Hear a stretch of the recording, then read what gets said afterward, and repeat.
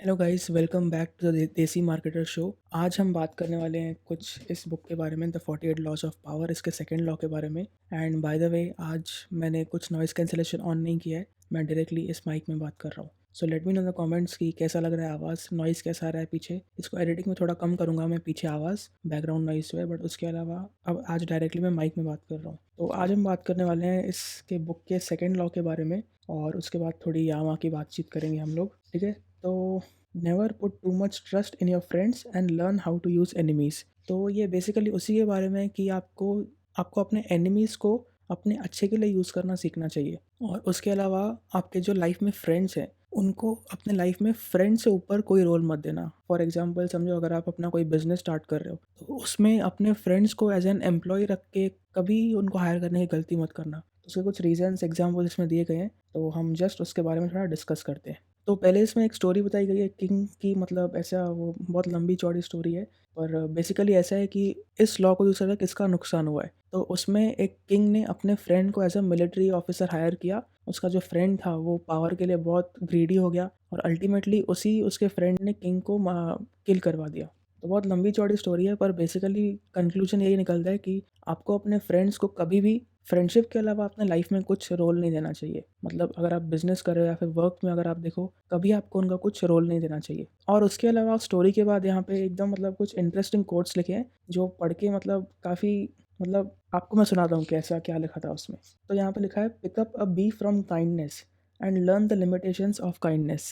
मतलब अगर आप काइंड बन के रहोगे, तो आप काइंड होके एक मधुमक्खी को उठाओ, और आपको मालूम पड़ेगा कि सब जगह पे काइंडनेस यूज़ करने का लिमिटेशंस क्या है। तो एक बहुत ही इंटरेस्टिंग कोट था ये। उसके बाद यहाँ पे एक और स्टोरी है कि किस तरीके से एक किंग ने इस लॉ को यूज़ करके अपने फ़ायदे के लिए इस लॉ को यूज़ किया। तो बेसिकली आपको शॉर्ट में बताऊँ तो, जब भी वो किसी राज्य पे कब्ज़ा करता था, फिर किसी किंग को डिफीट करता था, तो यूजुअली लोग क्या करते थे उस टाइम पे, वो किंग को कैप्चर करके उसको मरवा देते थे या फिर फांसी दिलवा देते थे उनको। पर ये जो किंग था, चाइना में कोई तो था ये चाइना का, उसने उनको जिसको भी उसने कैप्चर किया उसको फांसी नहीं दिलवाई, बट रैदर उसने अपने एनिमीज़ को, जिसको उन्होंने डिफीट किया, उनको जीवन दान दे दिया, या फिर उन्होंने किसी किंगडम का उनको रूलर डिक्लेयर कर दिया, कुछ उनको गिफ्ट में दे दिया और उनको ज़िंदा रहने दिया। तो इससे देखो दो बातें हो रही है। एक क्या हो रहा है कि समझो जैसे ही आप अपने एनिमी को मारते हो, एक और एनिमी आने के चांसेस ज़्यादा हैं आपके, क्योंकि ये तो कभी नहीं होने वाला है कि आप ही हमेशा पावर और रूल में रहो। तो आप एक एनिमी को मारोगे, दूसरा कोई ना कोई एनिमी आने वाला है। पर इस किंग ने जो किया, स्मार्टली खेला, इस लॉ को यूज़ किया, उसने अपने एनिमीज़ पे एक एहसान किया। तो वो एहसान की वजह से उसके एनिमीज़ हमेशा उसके फ्रेंड्स, या फिर उसके लिए हमेशा एक ग्रैटिट्यूड में रहने लगे। तो उसके एनिमीज़ ही उसके फ्रेंड्स बन गए। तो ऐसे एक-एक करके करते-करते उन्होंने सारे जो किंग्स को इन्होंने डिफीट किया, उसको कुछ ना कुछ बेनिफिट देके उनको ज़िंदा रखा। तो अल्टीमेटली क्या हुआ, जो उनके एक्जिस्टिंग एनिमीज़ थे, वो सारे उसके फ्रेंड्स बन गए। फ्रेंड्स मतलब ऐसे नहीं कि पार्टी-शार्टी कर रहे थे, बट कैसे डिप्लोमैटिक फ्रेंड्स। और जब भी कोई सिचुएशन आई, कोई बुरी सिचुएशन आई, या फिर किसी और ने उस किंग पे अटैक किया, वो सारे जो इनके एनिमीज़ थे पहले, अब क्योंकि उनके फ्रेंड्स हैं, क्योंकि उन्होंने पहले उनकी लाइफ बचाई, उनको मारा नहीं, वो सारे उनके पहले के एनिमीज़ इनको हमेशा बैकअप करते रहे जब भी उनका कुछ अटैक होता रहा इन पे। तो इस तरीके से वो किंग ने इस लॉ को अपने फ़ायदे के लिए यूज़ किया। तो मतलब इससे हमको कुछ बातें सीखने मिलती है यार, कि जभी भी आप अपने किसी फ्रेंड को कुछ हायर करते हो, या फिर अगर आप आपने अपना बिज़नेस स्टार्ट किया, उसको हायर कर रहे हो, हम सोचते हैं यार कि हम किसी स्ट्रेंजर पे क्यों रिलाई करें और अपने फ्रेंड को क्यों ना हायर कर दें। पर इससे एक प्रॉब्लम ये आती है कि मोस्टली जो आपके फ्रेंड्स हैं, अगर आप उनको हायर करते हो, आगे चल के अगर आपको कुछ सजेशन चाहिए, कुछ फीडबैक चाहिए, वो कभी आपको ऑनेस्ट फीडबैक नहीं दे पाएँगे, क्योंकि वो आपके फ्रेंड्स हैं। मेबी आप कुछ ऐसा बुरा कर रहे हो, या फिर ऐसा कुछ कर रहे हो कि उनको जो पसंद नहीं आ रहा है, वो डायरेक्टली आपके मुँह पे वो बोल नहीं पाएँगे। क्योंकि आप उनके बॉस हो और एक फ्रेंड भी हो, तो वो आपको कभी भी अपना ऑनेस्ट फीलिंग्स और ओपिनियंस आपको बता नहीं पाएँगे। और ऐसे करते-करते धीरे-धीरे करके वो उसके आपके फ्रेंड के मन में जो आपके नेगेटिव इमोशंस है, वो पाइल अप होते जाते हैं, और एक टाइम बाद वो बर्स्ट होके आपके अगेंस्ट ही वो फीलिंग्स यूज़ करते हैं। और इसमें एक और प्रॉब्लम आ जाती है कि समझो आपको अपने एम्प्लॉइज़ पे चिल्लाने का, या फिर कुछ एक ऐसी बात बोलनी है कि जिसमें आप कंफर्टेबल नहीं हो बोलने के लिए। तो अगर आप ऐसी बातें अपने फ्रेंड्स को बोलोगे, तो उससे आपकी उनके साथ लाइफ लॉन्ग रिलेशनशिप खराब हो जाएँगे। इससे अच्छा है कि आप अपना एक प्रॉपर एम्प्लॉयी रखो। आप अपने फ्रेंड्स को सिर्फ़ फ्रेंड्स की तरह रखो, और जो भी आपके लाइफ में और काम है, उसके लिए प्रॉपर आप दूसरे लोग देखो।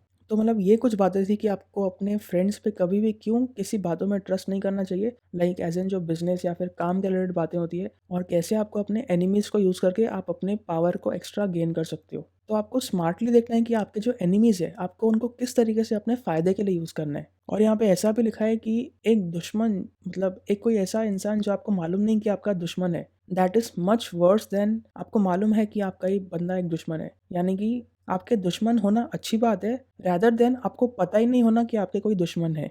तो जो भी आपके एनिमीज़ हैं, आप उनको एम्ब्रेस करो और कभी मतलब इमोशनल होके आप उनके साथ मत लड़ो।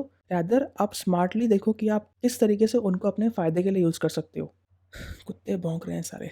तो शांत हो जाए, हम कंटिन्यू करते हैं। तो ये था सेकंड लॉ इस बुक का 48 लॉज़ ऑफ पावर कि आपको अपने फ्रेंड्स को सिर्फ एज़ अ फ्रेंड्स की तरह यूज़ करो और अपने एनिमीज़ को अपने फ़ायदे के लिए यूज़ करना आप सीखो। तो इसके अलावा यार मैं अगले 2-3 दिन तक कुछ काम नहीं करने वाला हूँ। I am on a break मतलब थोड़ा काम से थोड़ा पक गया हूँ मैं, थोड़ा ब्रेक ले रहा हूँ मैं। और बाय द वे आज मैंने जो जॉब करा था मैं डिजिटल प्रतीक के साथ मैंने वो छोड़ दिया है और अगले 1-2 हफ्ते में मैं अपना यूट्यूब और जो भी अपना है वो कंटिन्यू करूँगा। तो इसकी वजह से मेरे को कुछ दिन का ब्रेक चाहिए, काफ़ी एग्ज़ॉस्ट हो चुका हूँ मैं मेंटली, तो इसके लिए थोड़ा ब्रेक ले रहा हूँ मैं। सेम यही रीज़न की वजह से मैंने आज इंस्टाग्राम अनइंस्टॉल कर दिया और अपने जो भी फ़ोन के सारे नोटिफ़िकेशंस हैं वो ऑफ़ कर दिए। तो या और फिर इसी इसी वजह से मतलब मैं थोड़ा सोच रहा था कि यार अभी आगे कैसे कंटिन्यू करना है। मतलब अपना सारा यूट्यूब का कंटेंट प्लान करा था या फिर कैसे स्ट्रैटेजी रखनी है मुझे आगे इसको ग्रो करने के लिए।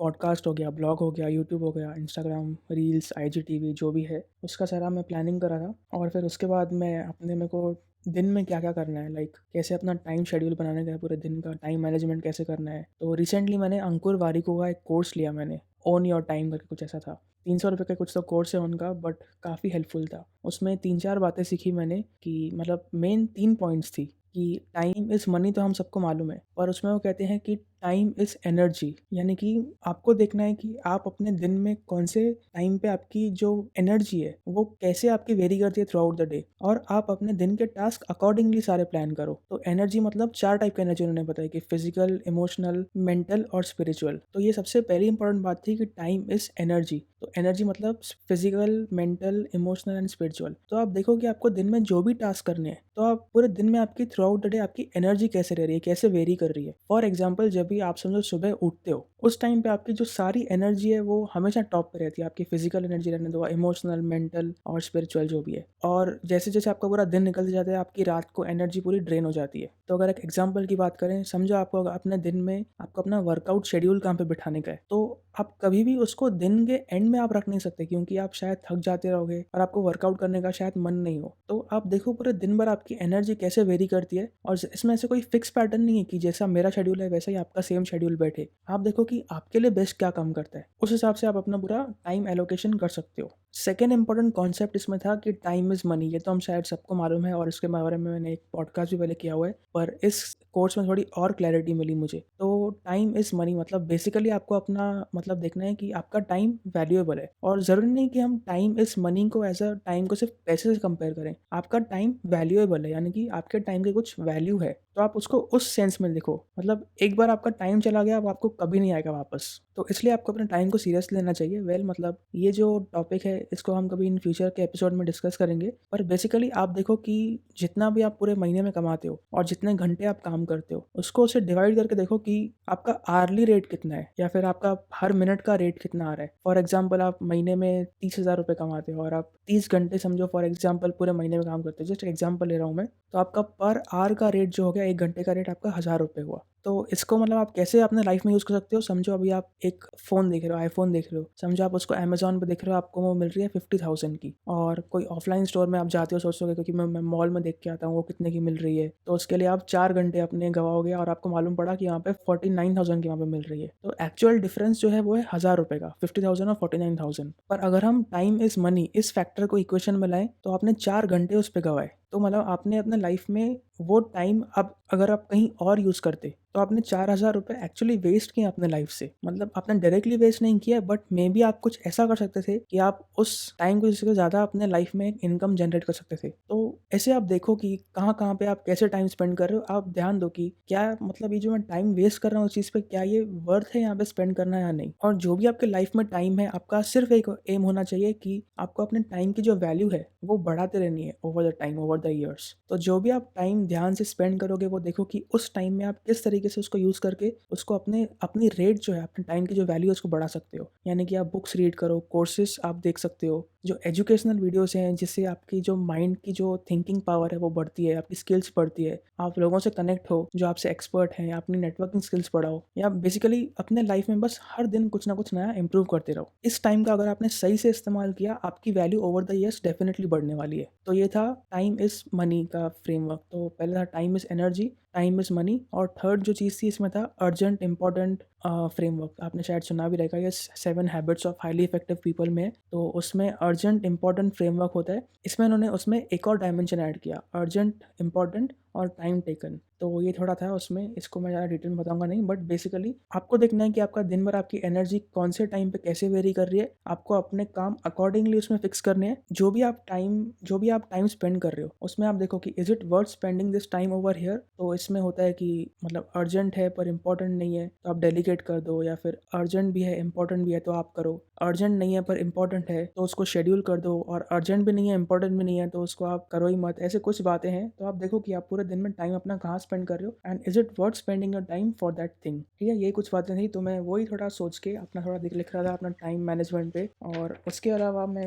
अपने थोड़े इनकम गोल्स यहाँ पे लिख रहा था, और कैसे मुझे अपने लाइफ में कुछ हैबिट्स चेंज करनी है उसके बारे में मैंने यहाँ पे कुछ लिखा। और उसी के लिए आज मैंने अपने फ़ोन में कुछ एप्लीकेशन इंस्टॉल किए प्रोडक्टिविटी के लिए। आप देख सकते हो यहाँ पे हैबिटिफाई, मतलब जस्ट एक्सप्लोर करने के लिए क्या यहाँ पे मैं करने वाला हूँ। एंड एक और बात, कल मैंने एक डॉक्यूमेंट्री देखी स्टीव जॉब्स की, वन लास्ट थिंग। मतलब मैं एप्पल का मतलब बहुत बड़ा फ़ैन हूँ। मतलब जो भी एप्पल के प्रोडक्ट्स आते हैं मैं ट्राई करता हूँ कि मतलब वो मेरे को अगर ज़रूरत है और मेरे को एक बड़े सस्ता ऑल्टरनेटिव है, but I will buy Apple product for that thing. तो यहाँ पे मेरे पास एप्पल का आईफोन है, मेरे पास एयरपॉड्स है, यहाँ पे मैकबुक में मैं कर रहा हूँ काफ़ी। मतलब एप्पल का मैं बेसिकली बहुत बड़ा फ़ैन हूँ। एप्पल म्यूज़िक में यूज़ करता हूँ, एप्पल आर्केड में सारी गेम्स खेलता हूँ मैं, आई क्लाउड में यूज़ करता हूँ रादर देन गूगल ड्राइव। तो बेसिकली इसका इकोसिस्टम मुझे बहुत पसंद है। तो मैं हमेशा फैसिनेट होता हूँ कि देखने के लिए कि उनकी थिंकिंग क्या है, उनकी आइडियोलॉजी क्या है, उन मतलब जो भी वो चीज़ इंप्लीमेंट करते हैं उसके पीछे उनका मतलब बेसिकली इंटेंशन क्या है। तो उसके लिए मैं देख रहा था स्टीव जॉब्स की डॉक्यूमेंट्री, उसका थिंकिंग प्रोसेस समझने के लिए। तो वो डॉक्यूमेंट्री है स्टीव जॉब्स की, वन लास्ट थिंग करके। तो काफ़ी मतलब अच्छा लगा, उसमें बहुत इंसाइट्स मिले स्टीव जॉब्स कैसे सोचता था वो, और वो लोगों से कैसे डील करता था। तो बहुत सारे लोग बोलते हैं कि वो मतलब बात करने में इतना स्वीट था, मतलब उसको अगर आपकी ज़रूरत पड़ी ना वो इतना आपसे स्वीट बात करेगा, आपको अपनी बातों में बहला देगा। पर अगर आप उसको आपकी ज़रूरत नहीं पड़ी, वो बात करने में बहुत ज़्यादा रूड था। और जो भी उसके मतलब आप देखते हो उनके प्रोडक्ट में जो डिज़ाइन प्रिंसिपल्स हैं, जो ईज़ ऑफ यूज़ उनमें है, यूज़र एक्सपीरियंस जो है उसका काफ़ी क्रेडिट, मतलब उसके सारे इंस्पिरेशन स्टीव जॉब्स ने, उसने वो मेडिटेशन में बहुत इंटरेस्टेड था। इंडियन में हिमालयस में आके उन्होंने काफ़ी टाइम स्पेंड किया, वहाँ से इंस्पिरेशन लिया। जापानीज़ कोई तो कल्चर में उन्होंने बहुत सारी बातें सीखी है आर्ट के बारे में, उसने प्रोडक्ट्स में इम्प्लीमेंट की है। फिर जो हम टाइपोग्राफी देखते हैं इनकी, इनिशियल जो उनके मैक्स आए थे, तो टाइपोग्राफी में कैसे उन्होंने कैलीग्राफी वगैरह से इंस्पिरेशन ली, मतलब बहुत ही अच्छा वो था। एक मतलब डीपर इंसाइट देखने मिला कि स्टीव जॉब्स या फिर एप्पल कंपनी के पीछे क्या थिंकिंग है उनकी। एप्पल की मतलब जो बात है ना, हमेशा थिंक डिफरेंट करके है, मुझे बहुत अच्छी लगती है। मतलब I resonate my self with Apple. मतलब मैं कोई भी चीज़ ऐसी करूँगा कि यार मतलब एकदम अलग और हटके रहो। मतलब कभी भी जो लोग कर रहे हैं same to same copy paste करने मुझे मज़ा नहीं आता। मैं भले उनसे इंस्पिरेशन लूँगा। तो आपने एक कोट सुना होगा कि ग्रेट आर्टिस्ट स्टील, या फिर कॉपी, ऐसा कुछ तो है, good artist copy, great artist steel. तो यही है कि मतलब जो ग्रेट आर्टिस्ट होते हैं वो स्टील करते हैं, बट कभी भी डायरेक्टली कॉपी नहीं करते हैं। हम एक आइडिया लेके उसमें अपने कुछ इनोवेशन या फिर अपने कुछ अपना फ्लेवर ऐड करके हम उसको पब्लिश करते हैं। तो मेरा भी ऐसा यार कि मैं देखता हूँ कि दूसरे लोग क्या कर रहे हैं, मैं उसमें अपना फ्लेवर ऐड करना मुझे बहुत पसंद है कि यार सब लोग सेम चीज़ कर रहे हैं, मुझे वो सेम कॉपी पेस्ट नहीं करना है, थोड़ा तो हटके करना चाहिए। जैसे आपने देखा रहेगा कि यार बहुत लोग बुक समरीज बनाते हैं, सब लोग व्हाइट बोर्ड पे करते हैं। मैं बोला यार कि सब लोग ये चीज़ कर रहे हैं तो मैं भी वो सेम चीज़ क्यों करूँ। और सब लोग आपने देखा रहेगा 10 मिनट 20 मिनट की समरीज बनाते हैं। मैं सोचा यार कि चलो इसके बदले हम एक डिटेल बुक समरी बनाते हैं, और व्हाइट बोर्ड के बदले मैं कुछ अपना इसमें एलिमेंट ऐड करता हूँ। तो मेरा जो लोगो है मैंने उसमें वो ऐड किया, और उसकी तरफ से मैंने थोड़ी एनिमेशन कर दिया उसमें। एक और चीज़ थी कि मतलब जब मैंने इनिशियली क्लिकफनल्स के एफिलिएट करने का डिसाइड किया, तो मैंने देखा यार कि सब लोग इंग्लिश में कंटेंट डाल रहे हैं, इंडियन लोग जो हैं वो भी इंग्लिश में डाल रहे हैं। तो मे बी इंग्लिश कंटेंट बनाने में ज़्यादा आपको पैसे मिलते हैं, ऑल ओवर द वर्ल्ड आपको मिलता है। बट मैं बोला यार कि it's already a red ocean, मैं करूँगा तो कुछ मज़ा नहीं आएगा मुझे। तो मैंने बोला यार कि चलो कुछ अलग ट्राई करके देखते हैं। So I was the first person जो हिंदी में उस पर कॉन्टेंट बनाने लगा अबाउट क्लिक फनल्स। आपने देखा रहेगा आज भी कमेंट्स में कई सारे लोग मुझे इंडियन रसल ब्रंसन बोलते हैं और कुछ मेरे फॉलोअर्स हैं वो भी मुझे इंडियन रसल ब्रंसन बोलते हैं। तो ऐसे मैं हमेशा ट्राई करता हूँ कि यार मैं जो भी चीज़ करूँ आइडिया भले मैं कहीं और से लूँ, but I always make sure कि मैं अपना कुछ एलिमेंट और फ्लेवर उसमें ऐड करूँ। तो ये बात मुझे बहुत पसंद है एप्पल की और उनकी जो फिलॉसफी है, और इसके लिए मैंने स्टीव जॉब्स का देखा और बहुत मज़ा आया वो देख के मुझे। तो ये था आज का episode the desi marketer show का। आई होप, मुझे लगता है ये हमारा 8th एपिसोड है। मैं नंबर अभी आजकल काउंट रखना भूल गया हूँ मैं। तो क्या थॉट्स हैं आपके, मुझे कमेंट्स में लिख के बताओ। कोई सजेशन, कोई फीडबैक जो भी है कमेंट्स में मुझे लिख के बताओ। अगर आप एप्पल पॉडकास्ट या स्पॉटिफाई पे सुन रहे हैं तो उसको फॉलो करो, शेयर करो, जो भी आप करते हो। पसंद आए तो प्लीज़ आप शेयर करो किसी के साथ। अगर आपने यहाँ तक सुना है तो आप मुझे इंस्टाग्राम पे ये पूरा सुन के टैग कर सकते हो। I will try to give you a shout out, but अभी मैं इंस्टाग्राम यूज़ नहीं कर रहा हूँ, तो आप मे बी कल परसों 1-2 दिन बाद आप मेरे को टैग कर सकते हो वहाँ पे। सब्सक्राइब, लाइक, कमेंट, फॉलो जो भी रहता है फॉर्मेलिटीज़ को आप कर देना। और एक और बात, आई वॉज थिंकिंग कि कोई डिजिटल प्रोडक्ट लॉन्च करने का। अभी तक तो इस पॉडकास्ट पे ज़्यादा व्यूअर्स हैं नहीं, तो मैं इसको कभी पब्लिकली या अपने चैनल पे नहीं डालूंगा। बट आप लोग कैसे, मतलब आपको मेरा कंटेंट सुनना पसंद है, जो भी यहाँ तक सुन रहा है मेरे को कमेंट्स में लिख के बताओ कि व्हाट डू यू थिंक कि अगर मैं एक डिजिटल प्रोडक्ट लॉन्च करूँ उसको क्या होना चाहिए। या जैसे कोर्स हो गया या फिर कुछ और हो गया, एक टेम्पलेट टाइप कुछ हो गया, मतलब कुछ भी एक फॉर्म ऑफ डिजिटल प्रोडक्ट अगर मेरे को लॉन्च करना रहेगा, तो व्हाट डू यू थिंक कि I would be able to give you the best और give you the best possible solution for that thing. तो वो क्या चीज़ रहेगी और वो आप मेरे को बताओ। और एक और बात बताओ कि उसका आप प्राइस क्या पे करना चाहोगे। व्हाट डू यू थिंक उसका मुझे प्राइस रखना चाहिए। जस्ट सोच रहा हूँ, अब तक कुछ इससे फाइनल नहीं है। कोर्स वोर्स बनाने का तो मेरे फिलहाल ऐसा मन में है नहीं। तो आप मेरे को बताओ कि व्हाट डू यू थिंक कि मैं आपको अच्छे से सिखा सकता हूँ। So that's it for this episode. Like करो, कमेंट करो, शेयर करो अगर अच्छा लगा तो, और मैं आपसे मिलता हूँ नेक्स्ट एपिसोड में। Tata, bye bye.